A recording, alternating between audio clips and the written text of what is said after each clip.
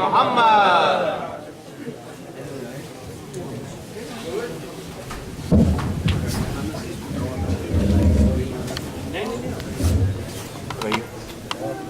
ہو گیا؟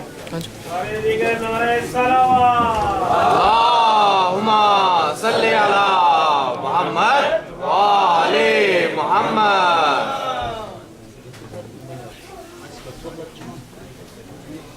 آگے آگے آ جائیں مولانا، کافی جگہ بیٹھا گیا، تھوڑا سا آگے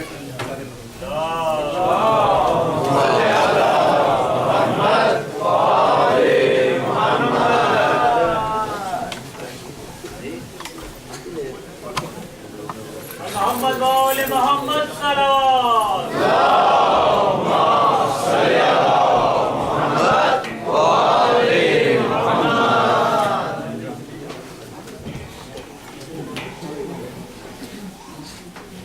أعوذ بالله من الشيطان الرجيم. بسم الله الرحمن الرحيم.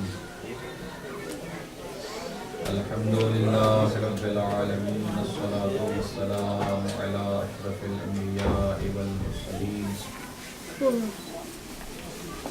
وعلى آله الطيبين الطاهرين المعصومين سيدنا إمام المنتظر الحجة الثاني عشر أرواحنا وأرواح العالمين لتراب مقدمه الفداء.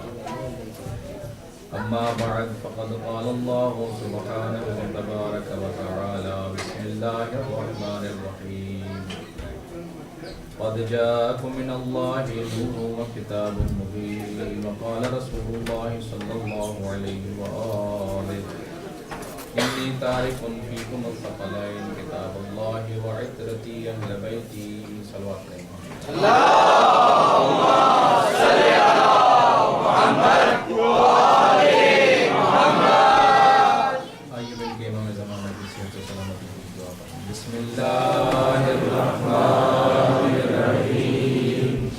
اللہم صلی ولید الحجت ابن الحسن صلواتک علیہ وعلا آلہ فی هذه الساعة وفي كل ساعة وليا وحافظا وقائدا وناصرا ودليلا وعينا حتى تسكنه أرضك طوعا وتمتعه فيها طويلا.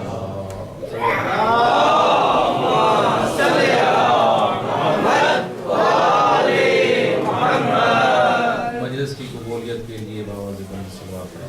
اللہم صلی علی محمد وآل محمد. گناہوں کی بخشش و مغفرت کے لیے صلوات کریں. اللہم صلی علی محمد وآل محمد. مریضوں کی شفا یابی کے لیے صلوات پڑھیں. محمد اللہم صلی علی محمد وآل محمد.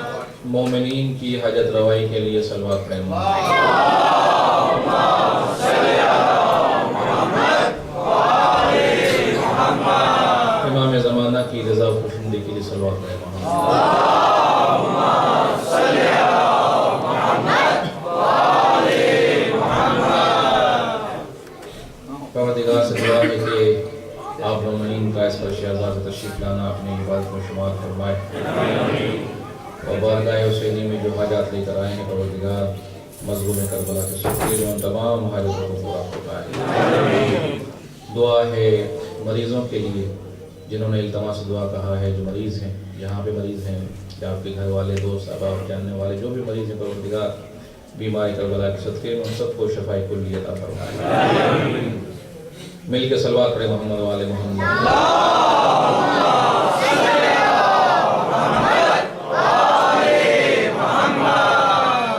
اور پروردگار سے یہ بھی دعا ہے کہ اللہ جہاں پر بھی صاحبان ایمان بستے ہیں ان سب کے درمیان پیار و محبت کی فضا قائم فرمائے. مل کے پھر صلوات پڑھیں. محمد وآل محمد.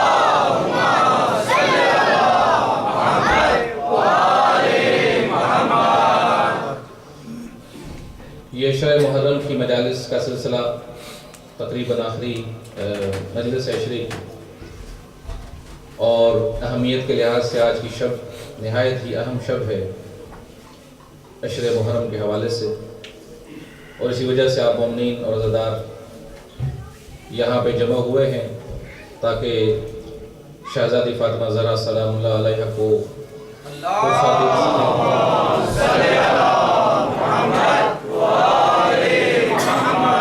امید ہے کہ جناب فاطمہ زہرا سلام اللہ علیہ آپ تمام عزاداروں کے پرسے کو قبول فرمائے اور ہم سب سے راضی ہو، اور قیامت کے دن ان کی شفاعت ہم سب کو نصیب ہو، اور دعائے ان مومنین کے لیے جو اس سال ہمارے ساتھ غم میں شریک نہیں ہیں، پروردگار ان سب کو اس عزاداری کے ثواب میں شریک فرمائے۔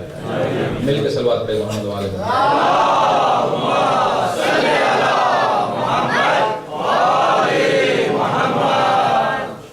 جناب رسالت باب صلی اللہ علیہ وآلہ وسلم کا مشہور و معروف فرمان عرض کیا کہ ارشاد فرماتے ہیں کہ انی تارکن فیکم الثقلین کتاب اللہ و عترتی اہل بیتی، میں تمہارے درمیان دو گراں قدر چیزیں چھوڑے جا رہا ہوں، ایک اللہ کی کتاب اور ایک میری عطرت اہل بیت، ما ان تمسکتم بہما، جب تک تم ان دونوں کا دامن پکڑے رکھو گے، لن تضلوا ابدا، کبھی گمراہ نہ ہو۔ اور یہ دونوں چیزیں قرآن اور اہل بیت ساتھ رہیں گے یہاں تک کہ حوض کوثر تک میرے پاس آ جائے۔ یہ ظاہری ترجمہ ہے اس حدیث مبارک کا، اور یہ ان احادیث میں سے ایک حدیث ہے کہ جو احادیث متواتر حدیث کہلاتی ہیں۔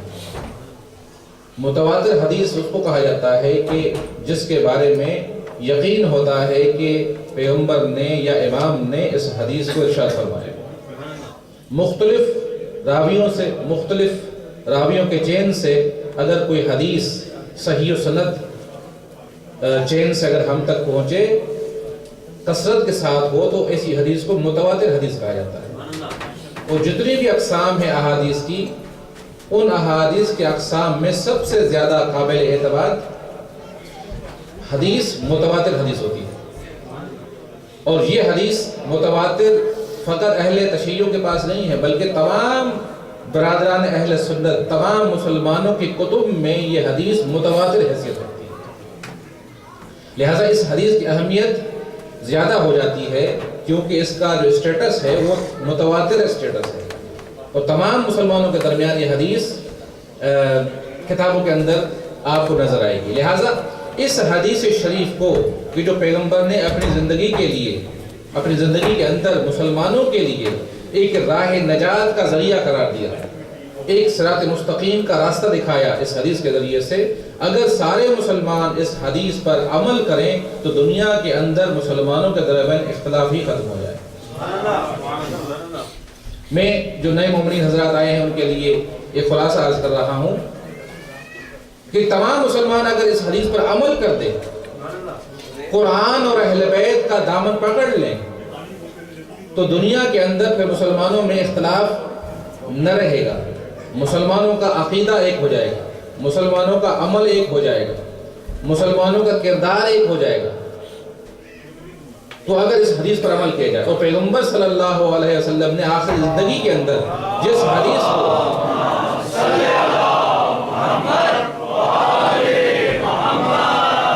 جس چیز کو تحریر فرمانا چاہ رہے تھے آخری عمر میں، وہ یہی حدیث مبارک ہے کہ جس کو پیغمبر رسمی طور پر آفیشلی ایک ڈاکیومنٹس کی شکل میں پیغمبر بنانا چاہ رہے تاکہ قیامت تک کے مسلمانوں کے لیے یہ حدیث محفوظ رہے، اور جب ڈاکیومنٹ بن جائے گی تو پھر کسی مسلمان کو شک و شبہ نہیں رہے گا۔ لہٰذا اگرچہ وہ تاریخی واقعات میں نہیں دہراؤں گا کہ کیا ہوا، کیوں نہیں پیغمبر نے اس کو تحریر فرمایا، بہرحال یہ حدیث ہمارے درمیان موجود ہے کہ جو تمام انسانوں کی نجات کے لیے پیغمبر نے نسخہ تحریر فرمایا ہے۔ صلوات پڑھیں محمد وآل محمد۔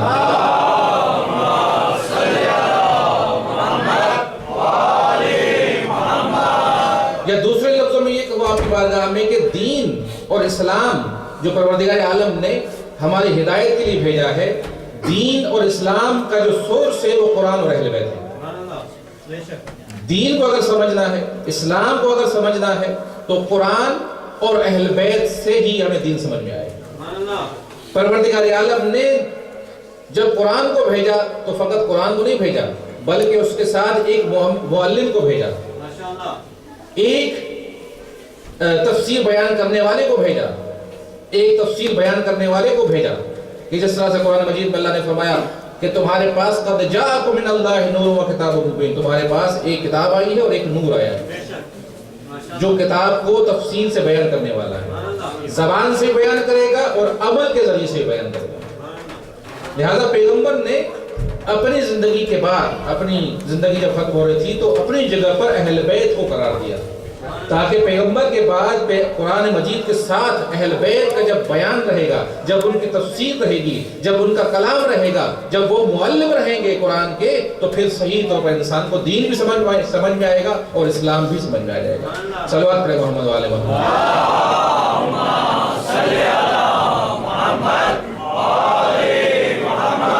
لہٰذا یہ حدیث بہت زیادہ اہمیت رکھتی ہے. لہٰذا مسلمانوں کو اسی حدیث کے اوپر توجہ دینی چاہیے، اسی حدیث کو اتحاد اور وحدت کا ذریعہ بنانا چاہیے. اہل بیت کی ذوات مقدسہ وہ ہیں جس پر تمام مسلمانوں کا اتفاق ہے. تمام مسلمان اتفاق رکھتے ہیں، ہم بھی اہل بیت کو مانتے ہیں اور دوسرے مسلمان بھی اہل بیت کو مانتے ہیں. تو جن افراد پر اتفاق ہے مسلمانوں کا، اگر ہم سارے مسلمان انہی کو لے لیں اور انہی کی رہنمائی کے ذریعے سے ہم آگے بڑھیں تو پھر ہم نجات پا سکتے ہیں پیغمبر کی حدیث کے مطابق. ایک ہاتھ میں قرآن ہو اور ایک ہاتھ میں دامن اہل بیت ہو تو انسان کو ہدایت ہی ہدایت ملتی رہے گی. صلوات پڑھیں محمد والے محمد.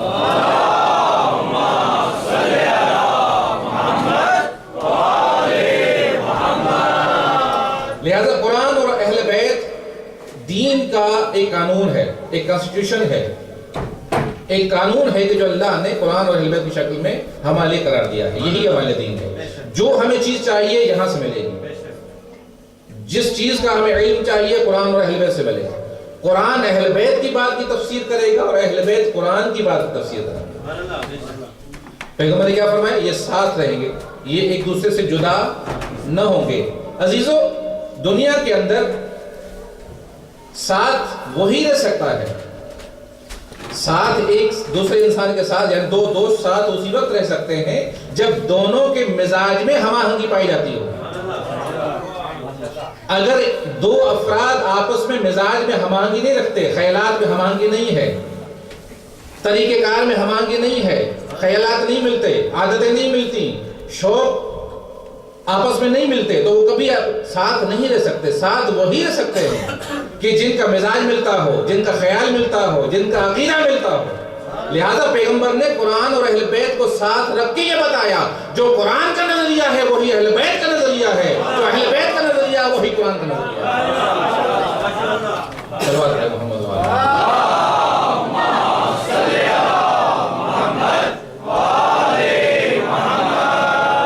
تو قرآن تمام مسلمانوں کے سامنے واضح ہے کہ قرآن کیا ہے. قرآن کے مفہوم میں کسی کو اختلاف نہیں ہے. اگر ذرا اختلاف ہے تو اہل بیت کے مصداق میں اختلاف ہے کہ بھئی اہل بیت سے مراد کون ہے. کچھ مسلمان کہتے ہیں کہ اہل بیت سے مراد پنجتن پاک اور 12 ائمہ ہیں. یہ ہمارا نظریہ ہے کہ اہل بیت سے مراد یہ ہے. لیکن کچھ مسلمان کہتے ہیں کہ نہیں، اور بھی کچھ ذاتیں ہیں کہ جو اہل بیت میں آتی ہیں. یہ اختلاف ہے. بہرحال اس اختلاف کو حل کرنا چاہیے کیونکہ حدیث اتنی اہم ہے، جیسے میں نے عرض کیا اپنی بارگاہ میں، کہ اگر اس حدیث کو ہم اپنے لیے سرمشق بنا لیں تو تمام مسلمانوں کی نجات اس میں. تو اگر اس ذرا سے اختلاف کو حل کیا جائے کہ اہل بیت سے مراد کون ہیں تو سارے مسلمان متفق ہو جائے اس چیز کے اوپر کہ اہل بیت سے مراد فلاں ذوات مقدسہ ہیں تو مسئلہ مسلمانوں کے لیے حل ہو جائے گا. تو اسی مسئلے کو حل کرنے کے لیے عرض کروں آپ کی بارگاہ میں کہ اس اختلاف کو حل کرنے کے لیے ایسی حدیث پر غور کیجیے گا. خود پیغمبر کے ان الفاظ پر اگر آپ غور کریں گے تو آپ کو پتا چلے گا کہ اہل بیت سے مراد کون ہے. توجہ چاہوں گا. پیغمبر نے کیا فرمایا؟ پیغمبر نے فرمایا کہ انی تارک فیکم الثقلین کتاب اللہ و عطرتی اہل بیتی.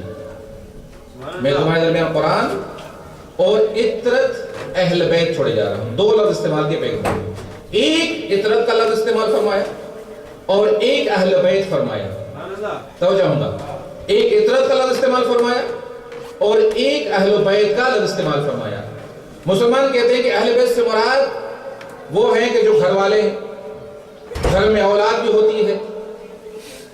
توجہ نا آپ کی, گھر میں اولاد بھی ہوتی ہے, بیٹی بھی ہوتی ہے, بیٹا بھی ہوتا ہے, بیوی بھی ہوتی ہے. لہٰذا اہل بیت میں یہ سارے آ گئے.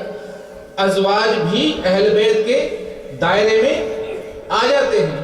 تو میں ان کی خدمت میں عرض کروں گا کہ اگرچہ آپ کی بالکل بات درست ہے کہ اگر فقط اہل بیت کہا جائے تو آپ کہہ سکتے ہیں کہ اہل بیت کا مطلب ہے گھر والوں میں سب آ جاتے ہیں, ازواج بھی آ جاتی ہیں.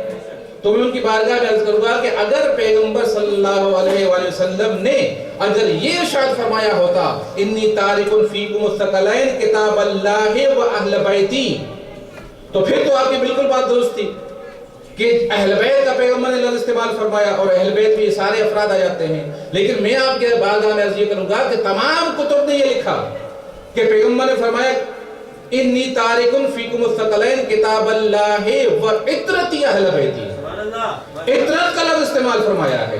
لہٰذا اگر آپ کسی بھی عربی ڈکشنری کو کھول کے دیکھیں گے تو آپ کو پتا چلے گا کہ عطرت اس کو کہا جاتا ہے جس کے ساتھ انسان کا خونی رشتہ ہوتا ہے. لہذا پیغمبر نے اہل بیت سے پہلے عطرت کا لفظ استعمال فرما کر یہ فرمایا اگرچہ اہل بیت سے مراد ازواج بھی ہوں گے اور بھی گھر والے ہوں گے, لیکن میرا مقصد عطرت اہل بیت ہے, یعنی وہ میں قرآن کے ساتھ تمہارے درمیان چھوڑے جا رہا ہوں جن کے ساتھ میرا خونی رشتہ بنتا ہے.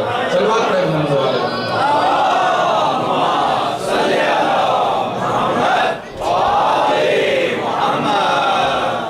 لہذا اہل بیت سے مراد وہ ہیں کہ جن سے پیغمبر کا خونی رشتہ ہے. ازواج سے خونی رشتہ نہیں ہوتا, وہ عقد کے ذریعے سے ہوتا ہے. اور خونی رشتے میں اور عقد کے رشتے میں فرق یہ ہوتا ہے کہ خونی رشتہ کبھی بھی نہیں ٹوٹتا, لیکن جو عقد کے ذریعے سے رشتہ ہوتا ہے وہ ٹوٹ سکتا ہے. تو یہ نا خونی رشتہ وہ ہے دو بھائیوں کے درمیان اگر لڑائی بھی ہو جائے, نفرتیں بھی ہو جائیں, دنیا والے پھر بھی ان کو بھائی کہیں گے, اس لیے کہ رشتہ اتنا مضبوط ہے. لیکن اگر میاں بیوی کے درمیان لڑائی ہو جائے تو طلاق کے ذریعے سے جدائی ہو سکتی ہے. طلاق کے بعد کوئی ان کو میاں بیوی نہیں کہے گا. لہذا پیغمبر نے واضح الفاظ میں فرمایا عطرتی اہل بیتی, میں تمہارے درمیان اپنی عطرت چھوڑے جا رہا ہوں, ان کے تم پیچھے چلنا. صلوات پڑھیں محمد والے محمد.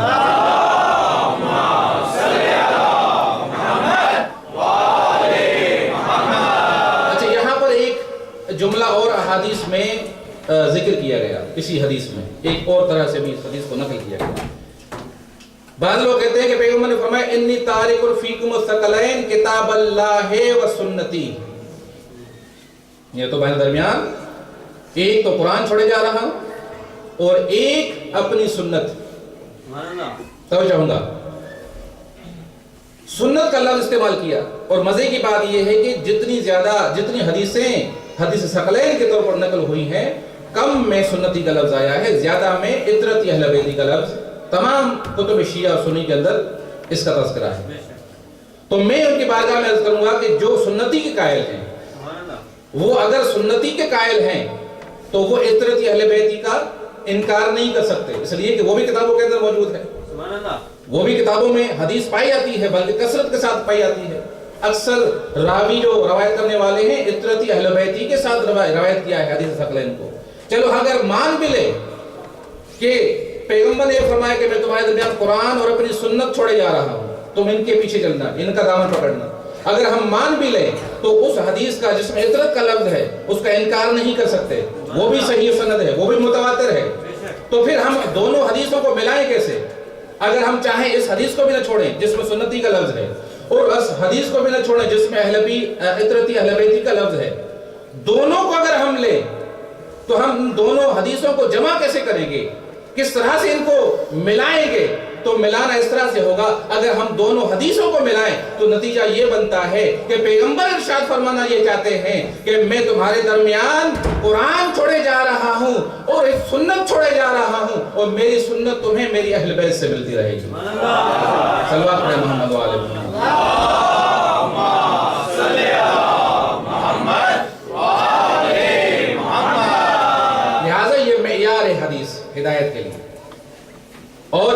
سے آپ کی بارگاہ میں کہ جب دو چیزیں ساتھ میں ہوتی ہیں تو ان میں ہم آہنگی ہوتی ہے.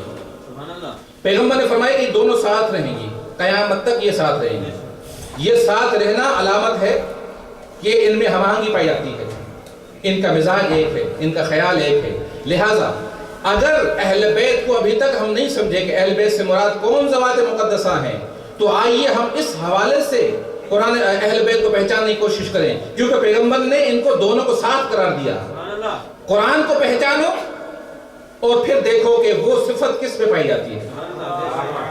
قرآن کو دیکھو، قرآن کا جو مزاج ہے اس کو دیکھو، قرآن کا جو عقیدہ ہے اس کو دیکھو، قرآن کی جو صفت ہے اس کو دیکھو، اور پھر دیکھو یہ صفت اور یہ خیال، یہ عقیدہ کن اہل بیت کے مزداج میں پایا جاتا ہے جن کے لیے مسلمان دعویٰ کرتے ہیں کہ یہ بھی اہل بیت میں ہیں.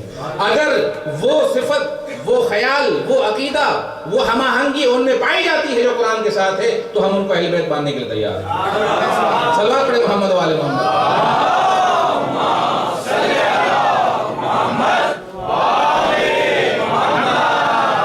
قرآن مجید میں پروردگار عالم نے قرآن کی ایک صفت بیان فرمائی. ارشاد ہوا لا رطب ولا یابس الا فی کتاب مبین. مشہور معروف آیت ہے، آپ نے سنی ہے. لا رطب ولا یابس الا فی کتاب مبین. یہ قرآن وہ ہے جس میں ہر خشک و تر کا تذکرہ ہے. یہ کتاب مبین ہے، اس کتاب مبین کے اندر ہر خشک و تر کا تذکرہ ہے. یعنی کیا؟ یعنی اس کا مطلب یہ ہے کہ اگر آپ قرآن سے سوال کریں گے کسی بھی شے کا تو قرآن مجید کے پاس اس کا جواب ہے. قرآن میں اس شے کا جواب موجود ہے. اب یہ الگ چیز ہے کہ ہم اس کو نہ سمجھ سکتے ہوں، قرآن کی زبان سے آشنائی نہ ہو، قرآن کی گہرائی سے ہمیں اطلاع نہ ہو، ہم نہ سمجھ سکیں، یہ الگ چیز ہے. لیکن قرآن مجید میں تمام سوالات کے جواب دینے کی قدرت موجود ہے، صلاحیت موجود ہے. توجہ نا آپ کی. جس طرح سے دنیا کی آپ مثال لے لیں، کوئی بھی کتاب، مثلا کسی بھی سائنس کی کتاب ہو، اگر بچہ اس سے کوئی سوال کرنا چاہے تو اس کے پاس جواب ہے، لیکن بچہ اس کی بات کو سمجھ نہیں سکتا جب تک بڑا نہ ہو، جب تک تعلیم حاصل نہ کرے، جب تک اس کی ٹرمنالوجی سے واقفیت حاصل نہ کرے، تب تک قرآن کے اور اس کتاب کے مفاہیم سے آشنا نہیں ہو سکتا.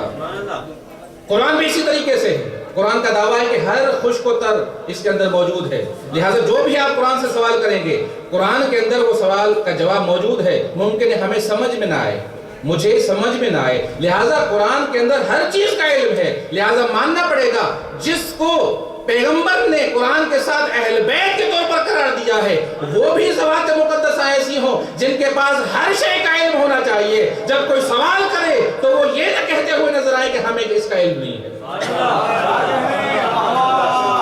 لہذا وہی اہل بیت کا دعویٰ کر سکتے ہیں جن کے پاس ایسا علم ہو کہ تمام مسلمانوں کو جب ضرورت پڑے علم حاصل کرنے کی تو وہ اہل بیت کے پاس آ جائیں، اہل بیت سے دریافت کریں، اور اہل بیت ہر سوال کا جواب دینے کے لیے تیار ہو جائے. صلوات پڑھیں محمد و آل محمد.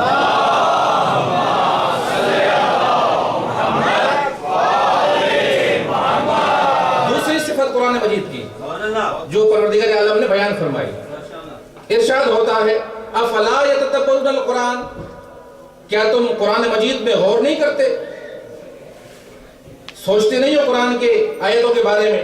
لو کان من عند اللہ من غیر عند اللہ لوجدوا فی اختلافا کثیرا. ارشاد ہوتا ہے پروردگار کا کہ یہ قرآن وہ ہے، اگر تم اس میں غور کرو تو تمہیں پتہ چلے گا، تدبر کرو. کیا اگر یہ قرآن اللہ کے علاوہ کسی اور کی طرف سے ہوتا، کیونکہ کفار یہی کہتے تھے پیغمبر سے کہ یہ تم نے بنایا ہے قرآن، یہ اللہ کی طرف سے نہیں ہے، تو اللہ نے ان کے جواب میں ارشاد فرمایا کہ اگر یہ قرآن اللہ کے علاوہ کسی اور کی طرف سے ہوتا تو تم دیکھتے اس قرآن مجید میں بہت زیادہ اختلاف ہے. تمہیں اختلاف نظر آتا، ایک آیت دوسری آیت سے ٹکراتی ہے، ایک آیت دوسری آیت کی نفی کرتی ہے، تمہیں اختلاف نظر آتا. پیغمبر اللہ فرمانا یہ چاہتا ہے کہ اگر یہ اللہ کے علاوہ کسی اور ذات سے قرآن تمہاری طرف آیا ہوتا یا کسی نے بنایا ہوتا تو تمہیں اختلاف نظر آتا.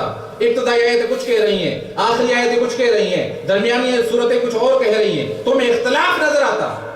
اور اللہ یہ کہنا چاہتا ہے کہ جب تم غور کرتے ہو تو تمہیں اختلاف نظر نہیں آتا. توجہ ہوں گا، تمہیں اختلاف غور کرنے کی وجہ سے، کیونکہ شروع میں کہا کہ تدبر کرو، جب تم غور کرو گے تو تمہیں اختلاف نظر نہیں آئے گا، لہٰذا اختلاف نظر نہ آنا دلیل ہے کہ یہ پروردگار عالم کی طرف سے کتاب ہے، یہ اللہ کی طرف سے کتاب ہے۔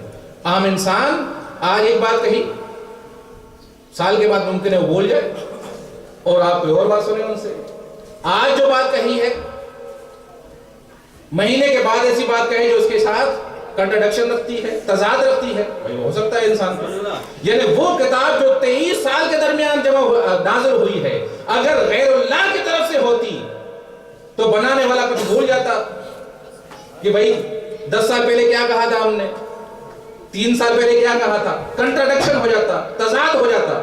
اگر ایک دفعہ آتی تو چلو بات ہم مان لیتے کہ چلو اس نے بڑے ذہن سے اور بڑی توجہ سے اس کو لکھا ہے یا جمع کیا ہے، لیکن 23 سال کے عرصے میں 23 سال کے عرصے میں اگر غیر اللہ کی طرف سے ہوتا تو ضرور اس پہ اختلاف ہوتا، لہذا پروردگار قرآن مجید میں اختلاف نہ ہونے کو دلیل بنا رہا ہے کہ یہ اللہ کی طرف سے نازل کوئی کتاب ہے، لہذا پیغمبر نے کیوں کہ اہل بیت کو قرآن کے ساتھ قرار دیا ہے تو اہل بیت بھی ایسے ہونے چاہیے، اگرچہ اہل بیت اپنی زندگی کے لحاظ سے مختلف ٹائم میں آئے، لیکن جب ان کے پیغام کو دیکھتے ہیں، جب ان کے علم کو دیکھتے ہیں، جب ان کی حدیثوں کو دیکھتے ہیں تو ان کے درمیان اختلاف نظر نہیں آتا۔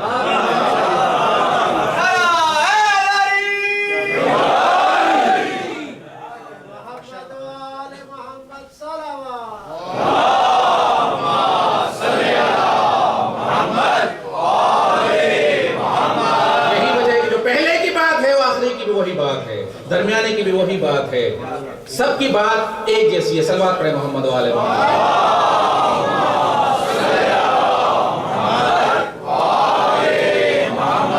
لہذا امام کی بارگاہ میں آ کر ایک صحابی امام جعفر صادق علیہ السلام سے سوال کرتا ہے،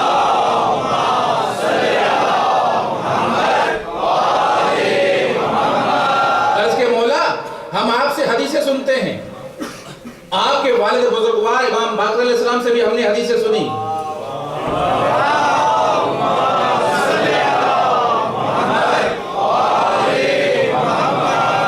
ہم آپ سے حدیثیں سنتے ہیں لیکن ہم بھول جاتے ہیں کہ فلاں حدیث کس امام نے ارشاد فرمائی۔ جب ہم نقل کرتے ہیں حدیث کو تو ہمیں یاد نہیں ہوتا کہ یہ حدیث کس امام نے فرمائی، امام جعفر صادق علیہ السلام نے فرمائی یا امام باقر علیہ السلام نے یا امیر المومنین نے یا پیغمبر نے، ہمیں پتہ نہیں چلتا، یاد بھول جاتے ہیں کس نے حدیث فرمائی، ہم کیا کریں اس مرحلے میں؟ تو امام نے فرمایا جس کی طرف بھی نسبت دے دو، جس کی طرف نسبت دے دو وہ نسبت درست ہے۔ صلوات پڑھیں محمد و آل محمد۔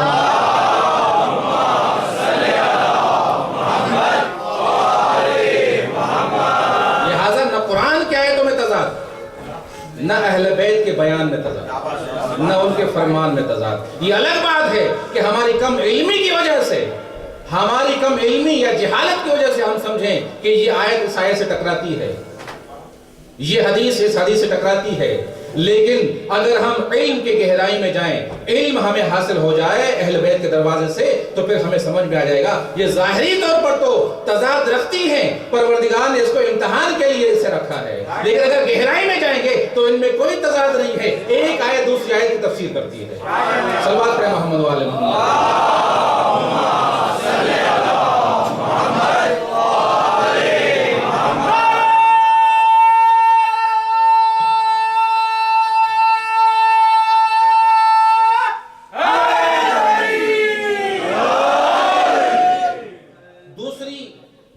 صفت جو قرآن مجید کی پروردگار عالم نے ارشاد فرمائی، قرآن کی صفت میں سے ایک ہے۔ اس آیت میں پروردگار نے آیتوں کی قسمیں بیان کی ہیں، 2 قسم کی آیتوں کو پروردگار نے بیان کیا ہے اس آیت کے اندر، کہ قرآن میں 2 قسم کی آیتیں ہیں۔ هو الذی انزل علیک الکتاب منہ آیات محکمات ہن ام الکتاب۔ ارشاد ہوتا ہے کہ پیغمبر جس نے تمہارے اوپر کتاب نازل کی، اس کتاب کے اندر کچھ آیتیں وہ ہیں کہ جو محکم ہیں، اور وہ جو آیتیں محکم ہیں، عرض کروں گا کہ محکم کا مطلب کیا ہے، وہ آیتیں جو محکم ہیں وہ کتاب کی اساس ہیں، بنیاد ہیں۔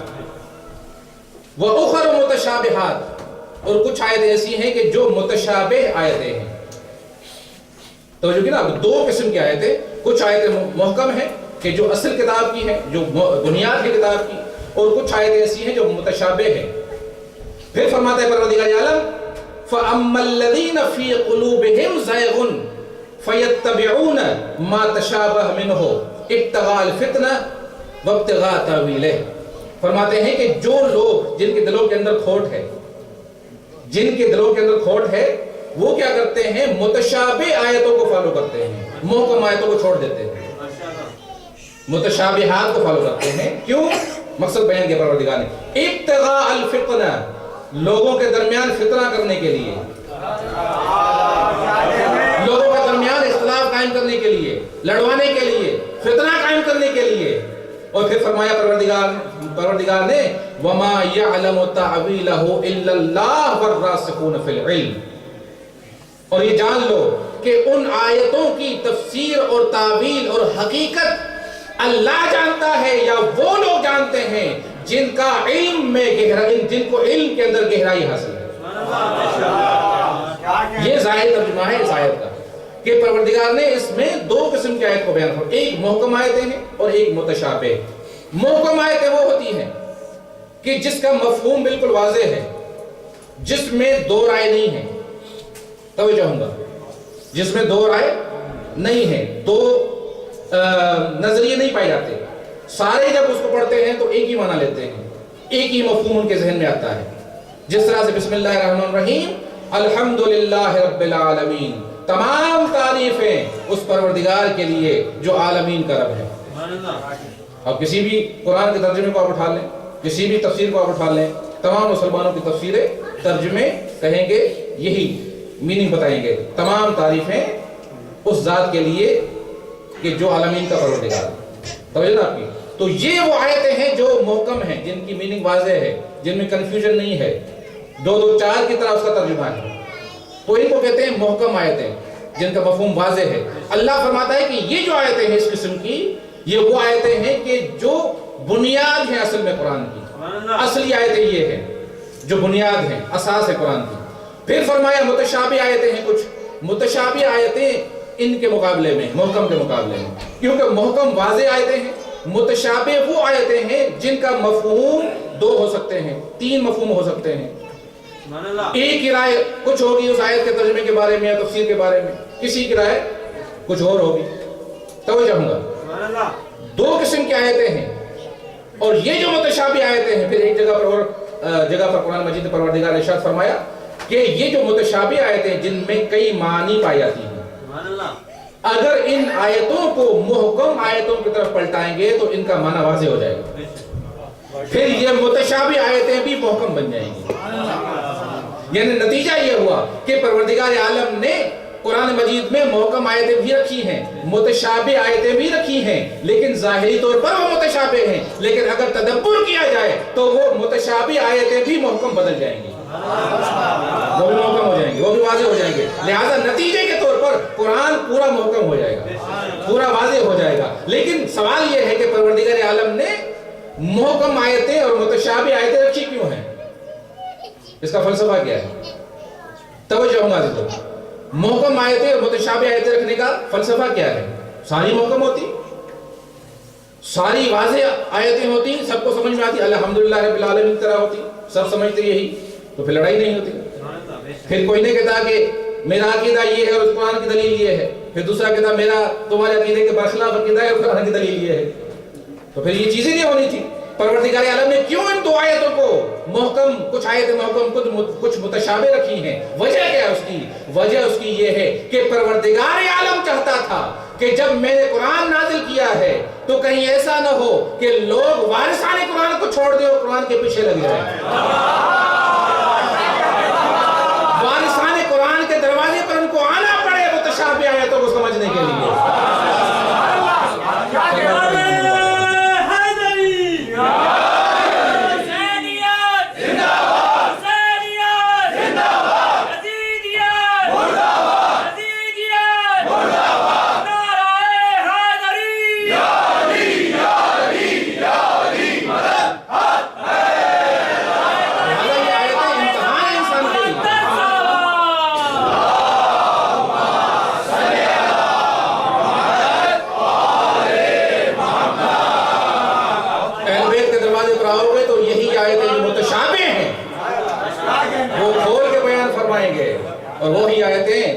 तुम्हारे लिए बन जाएंगे। लिहाजा अल्लाह ने फरमाया कि इन आयतों की तावील, कौन सी आयतों की तावील? मुतशाबी आयतों की। मुहकम तो वाज़ेह है, मुतशाबी आयतों की तावील या परवरदिगार जानता है या वो जानते हैं जो इल्म की गहराई में गए हुए हैं, जिनको अल्लाह ने इल्म अता फरमाया है। सल्लल्लाहु अलैहि वसल्लम।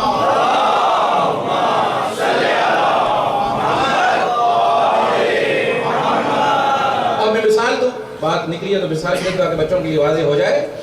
मुतशाबी आयत और मुहकम आयत, जैसे मैंने अर्ज़ किया कि मिसालें दे दी मैंने, अब मुतशाबी की मिसाल दूं। मुतशाबी आयत कौन सी कुरान मजीद में? एक मिसाल अर्ज़ कर रहा हूं। कुरान मजीद में परवरदिगार आलम ने इरशाद फरमाया यदुल्लाह फौक़ ऐदीहिम, यदुल्लाह फौक़ ऐदीहिम। तर्जुमा क्या है? अल्लाह का हाथ सब हाथों के ऊपर है। अल्लाह का हाथ सब हाथों के ऊपर है।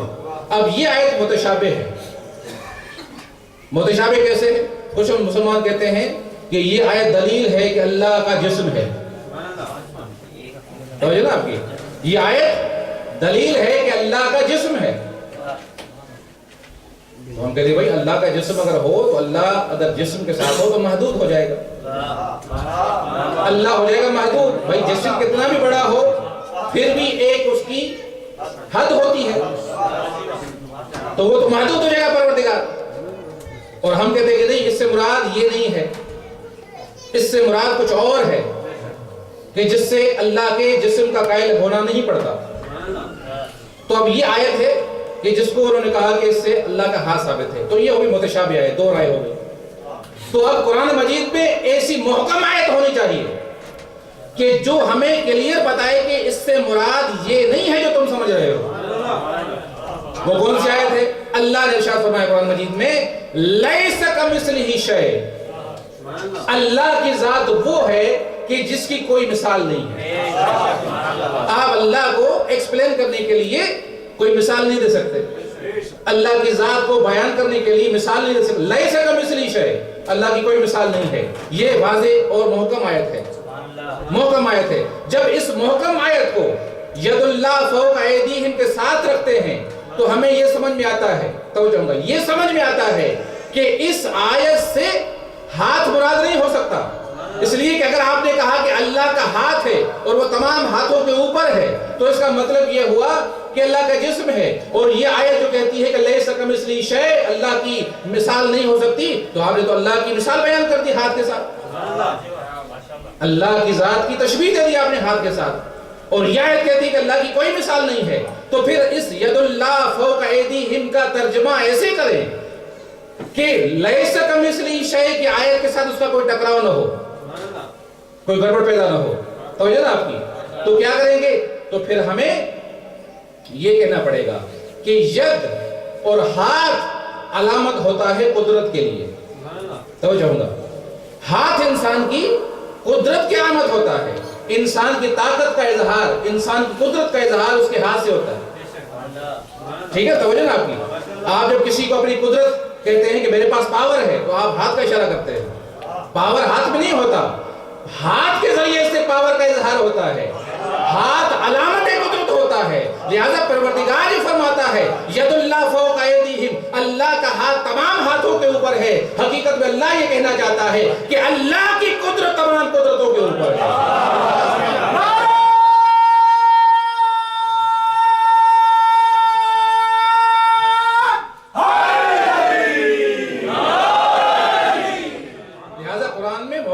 मुतशाबिहात को पलटना पड़ेगा मुहकमात की तरफ। लेकिन ये वो करेंगे जिनके पास ऐसा इल्म है कि जो अल्लाह का अता किया हुआ रासिखून फिल इल्म, वही बता सकते हैं कि ये आयत कैसे तावील खाएगी मुहकम आयत की तरफ। अजीजों, तो कुरान की क्या सिफत हुई? तो कुरान में दो किस्म की आयतें हैं, मुहकम भी मुतशाबे भी। कुछ आयतें समझ में आती हैं जल्दी में, कुछ आयतें जल्दी में समझ में नहीं आती, तदब्बुर करना पड़ता है।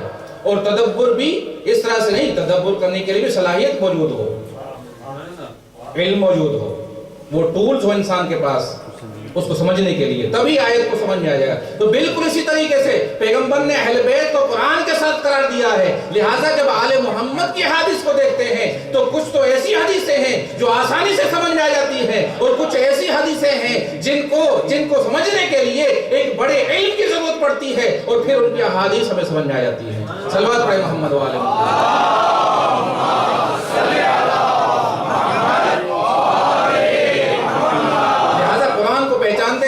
اور اہل بیت خود بخود تمہیں سمجھ میں آتے جائیں گے۔ صلوات پڑھیں محمد وآل محمد۔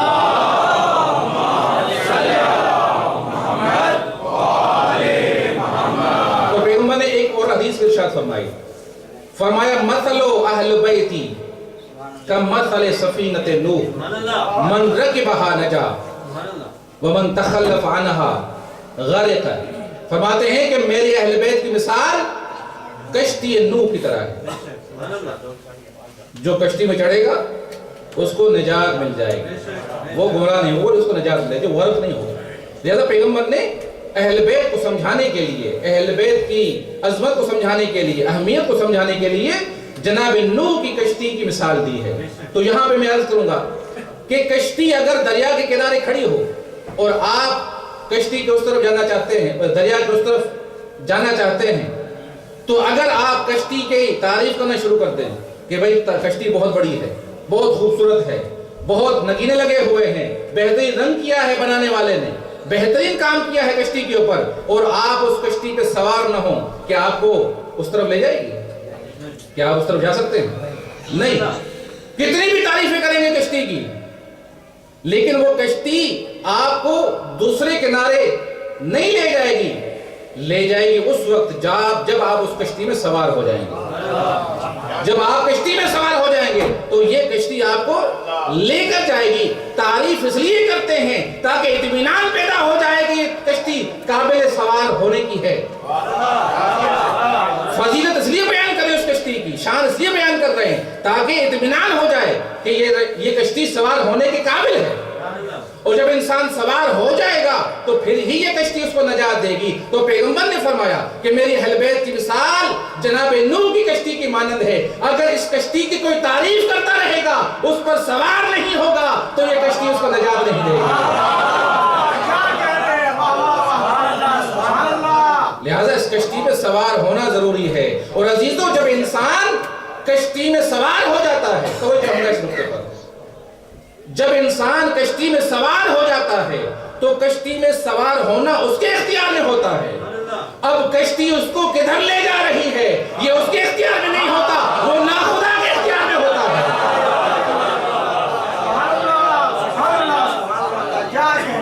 کشتی پھر جہاں لے جائے اس کو جانا پڑے گا۔ یا تو سوار ہونے سے پہلے سوچنا چاہیے تمہیں، یا تو سوار ہی نہیں ہوتے، اور اگر سوار ہو گئے ہو تو اب ناخدا کی مرضی ہے کہ وہ جہاں تمہیں لے جائے۔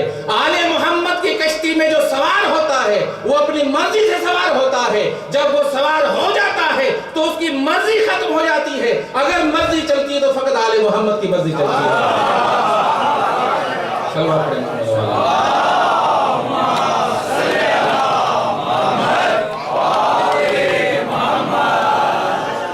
لہذا جو لوگ اہل بیت کی کشتی میں سوار ہو گئے ہیں پھر ان کو اپنی رائے کا اظہار کرنے کا کوئی اختیار نہیں۔ اگر حقیقی معرفت ہے، اگر سمجھ کے سوار ہوئے ہیں، اگر فہم کے ساتھ، معرفت کے ساتھ سوار ہوئے ہیں، تو ان کو سمجھنا چاہیے کہ کس کی کشتی میں سوار ہوئے ہیں۔ یہ وہ کشتی ہے کہ جو طوفانوں میں انسان کو نجات دیتی ہے، جو مشکلات میں انسان کو نجات دیتی ہے۔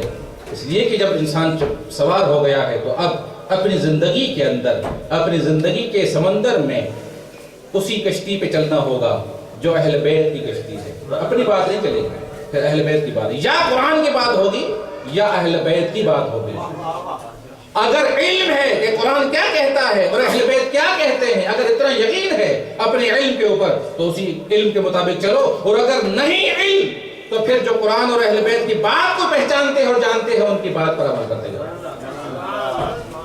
تو پھر یہ انسان صحیح معنوں میں اہل بیت کا ماننے والا قرار دے گا۔ صلوات پڑھیں محمد وآل محمد۔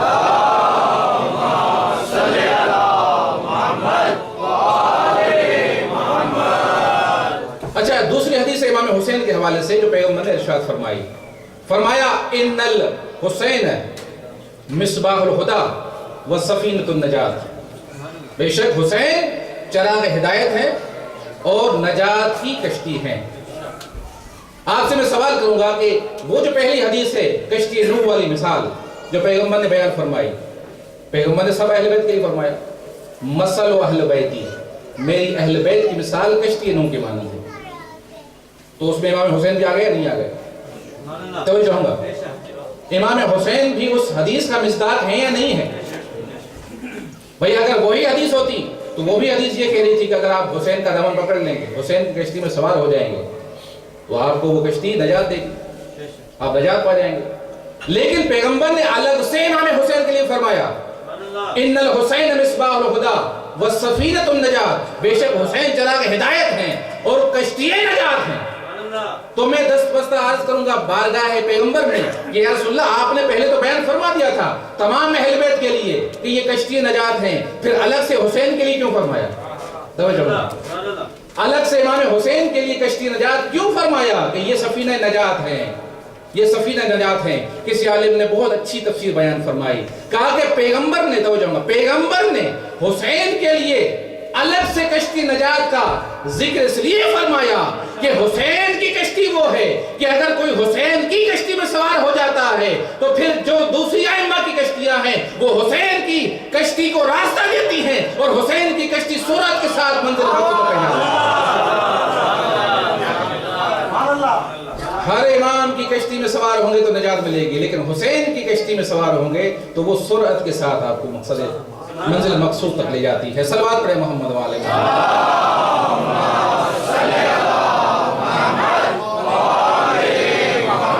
تو اس کی دلیل عرض کروں آپ کی بارگاہ میں کہ حسین کی کشتی کیسے تیز ترین کشتی ہے، تیز رفتار کشتی ہے دوسری ائمہ کی کشتیوں کے مقابلے میں۔ آیت اللہ بہجت کا نام سنا ہے آپ نے، انہوں نے ایک واقعہ نقل فرمایا، بہت قابل توجہ واقعہ ہے۔ فرماتے ہیں کہ ایک مومن تھا کہ جو اپنے گاؤں سے، عراق کا واقعہ ہے، مومن تھا اپنے گھر سے پیدل امام حسین کی زیارت کو جاتا تھا شب جمعہ کو، اور پھر رجب بھی جاتا تھا زیارت کے لیے۔ جب یہ راستے میں جاتا تھا تو ایک دشمن اہل بیت، منافق، مولا کا دشمن، اس کو پتا تھا کہ یہ زیارت کے لیے جاتا ہے، ہمیشہ اس کو تنگ کرتا تھا، ستاتا تھا جب بھی گزرتا تھا وہاں سے۔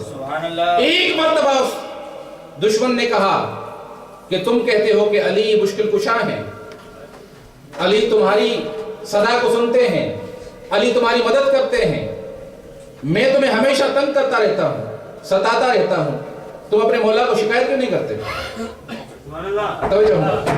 اپنے مولا سے شکایت کیوں نہیں کرتے؟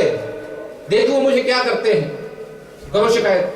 تم کہتے ہو نا مشکل کشا ہیں، بڑی طاقت ہے علی کے پاس، جا کر شکایت کرو۔ یہ آتا ہے اس دن جب گزرا اور یہ اس نے بات کہی، آتا ہے امام حسین کی زیارت کے لیے، زیارت کرنے کے بعد نجف میں جاتا ہے، نجف میں زیارت کی، لیکن وہ گستاخانہ الفاظ مولا کی بارگاہ میں ذکر نہیں کی۔ توجہ چاہوں گا، شرم آ رہی تھی میں کیسے کہوں۔ رات کو جب سو جاتا ہے تو عالم خواب میں امیر المومنین تشریف لاتے ہیں،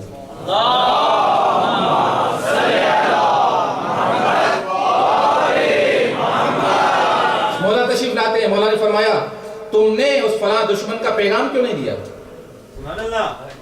تم نے پیغام کیوں نہیں دیا جو پیغام اس دشمن نے دیا تھا؟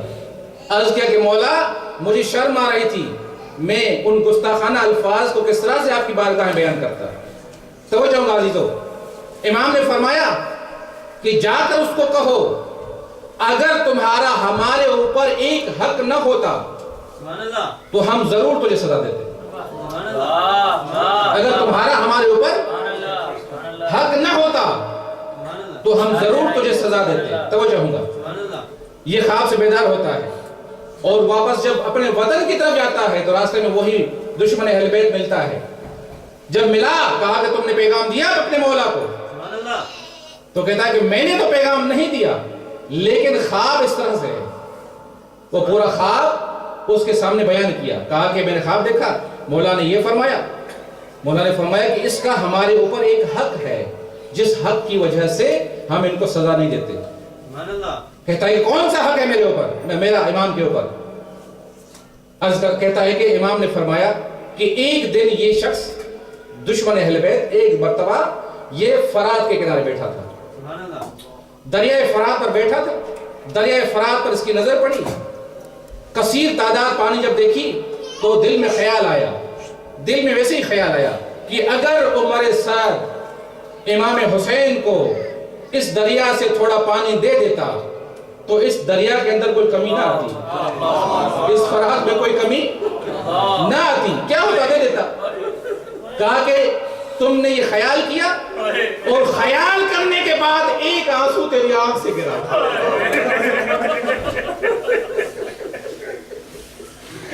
ایک آنسو ٹپکا تیری آنکھ سے، اور اس آنسو کا ٹپکنا تھا، امام فرماتے ہیں اس ایک آنسو کی وجہ سے اس کا ہمارے اوپر حق بن گیا ہے، ہم اس کی وجہ سے اس کو سزا نہیں دیتے۔ عزیزوں جیسے ہی اس نے یہ جملہ سنا، جیسے یہ جملہ سنا فوراً گریہ کرنے لگا اور کہنے لگا آپ کے واقعی برحق امام ہیں، ارے میں فرات کے کنارے تو اکیلا بیٹھا تھا، میرے ساتھ کوئی نہیں تھا، یہ خیال تو فقط میرے دل میں آیا تھا، کسی نے نہیں دیکھا تھا، واقعی تمہارے برحق امام ہے، اور فوراً مومن ہو جاتا ہے، شیعہ بن جاتا ہے۔ دیکھا حسین کی کرامت آپ نے کہ حسین کے ذکر کے ذریعے سے کس طرح سے اس کی نجات ہو جاتی ہے۔ عزیزوں آج اس حسین کی آخری رات ہے، آج اس کشتی نجات کی آخری شب ہے۔ جزاک ربکم، پروردگار نے آپ کو توفیق دی ہے مظلوم کربلا پر گریہ کرنے کے لیے۔ عزیزوں آپ جانیے کہ ایک قطرہ آنسو کا کتنی قیمت رکھتا ہے آل محمد کے پاس، ایک قطرہ انسان کو نجات دلا سکتا ہے۔ عزیزوں رونے کی شب ہے، مولا امام رضا ارشاد فرماتے ہیں یہ ابن شبیب، اے شبیب کے فرزند اگر تم کسی پہ رونا چاہتے ہو تو میرے جد حسین پہ گریہ کرو، میرے جد حسین پر گریہ کرو۔ اور پھر عجیب جملہ ارشاد فرمایا کہ میرے دادا حسین وہ ہے جن کو اس طرح ذبح کیا گیا جیسے گوشت کو ذبح کیا جاتا ہے۔ جزاکم ربکم، خدا آپ کو سوائے غم حسین کے کوئی غم نہ دے۔ عزادارو شب عاشورا گئی، آخری شب حسین کی، تمام اصحاب کو جمع کیا، تمام بنی ہاشم کو جمع کیا، ایک عظیم الشان خطبہ ارشاد فرمایا۔ خطبے کے بعد فرمایا میں جانتا ہوں جیسے بہترین اصحاب میرے ہیں کسی کے ایسے اصحاب نہیں، جیسے میرے خاندان والے سب سے بہتر ہیں کسی کے ایسے خاندان والے نہیں ہیں۔ امام نے تعریفیں کی، اس کے بعد امام نے فرمایا میں نے تم سے بیعت اٹھا لی، میں نے تم سے بیعت اٹھا لی، اگر تم جانا چاہتے ہو تو چلے جاؤ۔ ہم اہل بیت خوشی کے موقع پر لوگوں کو اپنے ساتھ رکھتے ہیں، لیکن جب ہمارے اوپر مصیبت آتی ہے تو ہم ان کو اپنے پاس سے دور کر دیتے ہیں، یہ ہمارا شیوا ہے۔ ہم تکلیفیں اپنے لیے رکھتے ہیں اور خوشیاں دوستوں کو لیے رکھتے ہیں۔ امام نے فرمایا میں نے اجازت دے دی چلے جاؤ۔ مولا کی بارگاہ میں عرض کیا مولا ہم آپ کو کیسے چھوڑ کے چلے جائیں؟ امام نے فرمایا اگر تمہارے پاس کوئی بہانہ نہیں ہے تو میں تمہیں بہانہ بتاتا ہوں جانے کے لیے، میں تمہیں بتاتا ہوں کیسے جاؤ میرے اہل بیت کے ہاتھ کو پکڑو اور ان کو یہاں سے نجات دے دو۔ جب دنیا والے پوچھیں تو تم کہنا کہ ہم اہل بیت حسین کو لے کر آئے ہیں، تمہیں لوگ کچھ نہیں کہیں گے۔ لیکن عزیزو جیسے مولا نے فرمایا تھا جیسے میرے اصحاب ہیں، جیسے میرے خاندان والے ہیں، ایسے کسی کے خاندان والے نہیں۔ جب مولا نے اپنا خطبہ تمام کیا نا، عزاداروں جناب عباس کھڑے ہو جاتے، بنی ہاشم میں جناب عباس کھڑے ہوئے اور کھڑے ہونے کے بعد عرض کیا اے مولا اے بھیا ہم آپ کو کیسے چھوڑ کے چلے جائیں؟ کیا آپ کے مرنے کے بعد ہمیں زندگی اچھی لگے گی؟ کیا ہم جی پائیں گے آپ کے مرنے کے بعد؟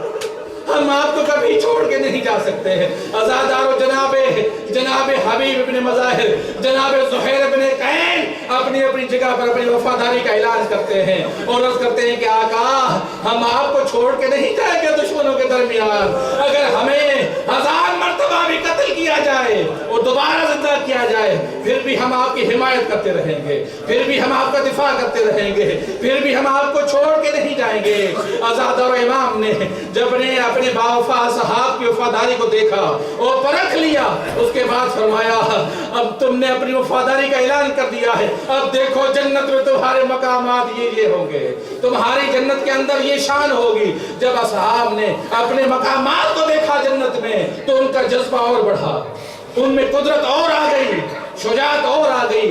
उसके बाद इमाम का खुतबा खत्म होता है, इमाम अपने खेमे की तरफ चले जाते हैं। अजीजों, खेमे की तरफ चले जाते हैं, उधर से असहाब जितने भी थे सब एक जगह इकट्ठे हो जाते हैं। जनाब हबीब बिन मज़ाहिर सबको इकट्ठा किया। जनाब ज़ैनब फरमाती हैं जब आधी रात को मैं खेमे से निकली, देखा कि एक खेमे में असहाब हैं कि जो अभी हबीब बिन मज़ाहिर के साथ है, और एक खेमे में अब्बास है जो बनी हाशिम को इकट्ठा किए हुए और उनसे गुफ्तगू कर रहे हैं। अज़ादारो बीवी फरमाती है जैसे मैं उनके करीब गई, जब बनी हाशिम के गिरोह के करीब गई, मैंने क्या देखा, जनाब अब्बास कह रहे थे बनी हाशिम से, ए बनी हाशिम के जवानों, कल जब आशूर का दिन तुलू हो तो असहाब से पहले अपनी जानों का नजराना पेश करना, कहीं दुनिया वाले ये न कहे जिनको अपनी हिफाजत के लिए बुलाया था उनको अपने लिए मरवा दिया, कहीं वो ताना न दे। अज़ादार बीबी फरमाती है जब मैं उस खेमे में आई जहां पर सहाब थे, जनाब हबीब हैं कि जो उनसे मुखातब होकर अर्ज करते फरमाते हैं, ए असहाबे हुसैन, करबला के दिन जब आशूर के दिन जब वक्त आए तो अहले बैत के घराने से पहले अपनी कुर्बानियां देना, अपनी कुर्बानियां देना, नहीं तो क़यामत के दिन रसूल को मुंह दिखाने के काबिल न रहेंगे। अजीजों, ये मुकाबला आशूर की शब चल रहा है। इमाम हुसैन खेमे से बाहर निकले, जनाब नाफे बिन हिलाल मौला के सहाबी हैं, मौला को जब खेमे से बाहर जाते हुए देखा कि अंधेरी शब है, मौला मक्तल की तरफ रवाना है। डर गए कि कहीं दुश्मन नुकसान न पहुंचा दे। जनाब नाफे पीछे आस्ता आस्ता मौला के पीछे जा रहे हैं। मौला ने जब देखा कि कोई आ रहा है, पलट के देखा कि नाफे हैं, नाफे को बुला लिया। नाफे को बुलाने के बाद इमाम ने फरमाया, ए नाफे, ये दो पहाड़ियां देख रहे हो, ये जो दो पहाड़ियां देख रहे हो? अर्ज किया कि हाँ मौला, ये देख रहा हूँ। इमाम ने फरमाया अगर तू जाना चाहते हो इन दो पहाड़ियों के दरमियान एक रास्ता निकलता है, आराम से निकल जाओगे। जैसे ही ये सुना फौरन मौला के कदमों में गिर गया, मौला के पांव को चूमने लगा और अर्ज किया कि मौला अगर आपको मैं छोड़ के चला जाऊं क़यामत में आपकी बाज़ार को क्या मुंह दिखाऊंगा। जज़ाकुम रब्बुकुम।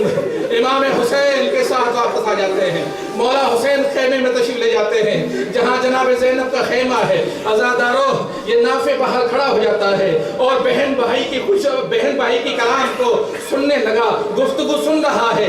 यहाँ तक कि जनाब ज़ैनब ने इमाम हुसैन से एक जुमला इरशाद फरमाया। नाफे ने सुना, नाफे के दिल के अंदर घबराहट पैदा हो गई। जनाब ज़ैनब कह रही थी भाई को, ए भैया क्या आपने अपने असहाब को आजमा लिया है? क्या आपने अपने साहब की वफादारी का यकीन कर लिया है? कहीं ऐसा तो न होगा करबला के दिन, आशूर के दिन ये आपको छोड़ के चले जाए। अजीजों, ये जुमला सुनना था। नाफे दौड़ कर आता है हबीब के पास, ए हबीब गज़ब हो गया, अरे फातिमा की बेटी हमारे ऊपर यकीन है, शहजादी को हमारी वफा पे शक है। अज़ादारों, जैसे ही हबीब ने सुना तमाम असहाब को इकट्ठा किया, लियाम से तलवारों को निकाला, बीवी के खेमे के बाहर आए हैं और आवाज देकर अर्ज किया, ए शहजादी ज़ैनब, ए शहजादी ज़ैनब, आप हमारी वफा पे यकीन कीजिए, आशूर का दिन निकलने दीजिए, देखिएगा किस तरह से हम दुश्मनों के सरों को कलम करते हैं, और अगर आपकी इजाजत हो तो अपनी वफादारी का ऐलान करने के लिए अपनी ही तलवारों से अपने गले काट दे। जैसे ही शहजादी ने सुना, मुझे तसल्ली हो गई, मेरा भैया अकेला नहीं। जज़ाकुम रब्बुकुम। बस आखिरी रहमत दूंगा, आज तो उन शहजादों के मसाइल पढ़ने हैं जिनके मसाइल को नहीं पढ़ा जाता। अजीजों, एक जनाब अब्दुल्लाह इब्न मुस्लिम है और एक जनाब अब्दुल्लाह इब्न हसन है, दोनों की उम्र 11 साल है, दोनों का सिन 11 साल का है। जनाब अब्दुल्लाह इब्न मुस्लिम इमाम की बारगाह में आते हैं। जनाब तारीख में लिखा है जनाब अब्दुल्लाह इब्न मुस्लिम जो 11 साल के हैं, जनाब अली अकबर के बाद दूसरे शहीद है बनी हाशिम से। मौला की बारगाह में आए और क्या क्या कहा, मुझे इजाजत है मैं आपके ऊपर अपनी जान को फिदा करूं। जैसे ही जुमला कहा, मौला ने जुमला दर्दनाक जुमला फरमाया, कहा कि बेटा तुम्हारे बाबा मुस्लिम की शहादत तुम्हारे लिए काफी है, उनकी शहादत तुम्हारे खानदान के लिए काफी है, तुम्हें जाने की जरूरत नहीं है। लेकिन अर्ज क्या कि नहीं आका, मैं जाना चाहता हूँ, इजाजत है। अज़ाद मौला ने इजाजत दी। अगरचे 11 साल का था, लेकिन मैदान में ऐसे उतरा जैसे एक शेर उतरता है, एक शेर उतरता है। तलवार को लिया, दुश्मनों से जंग की। जंग करते करते एक जालिम ने, जिसका नाम यजीद इब्न अगाद है, उसने इस शहजादे का निशाना लिया तीर के साथ।